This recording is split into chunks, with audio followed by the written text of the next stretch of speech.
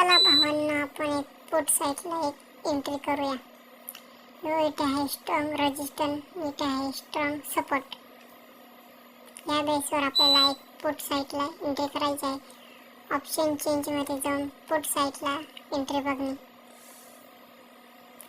Put side आपण 25,000चा एक पुटची entry करूया.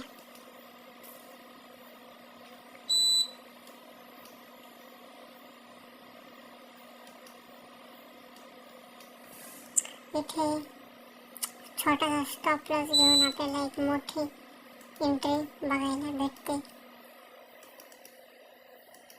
चला तर करूया एंट्री आपण. छोटासा टॉप लॉस घ्या.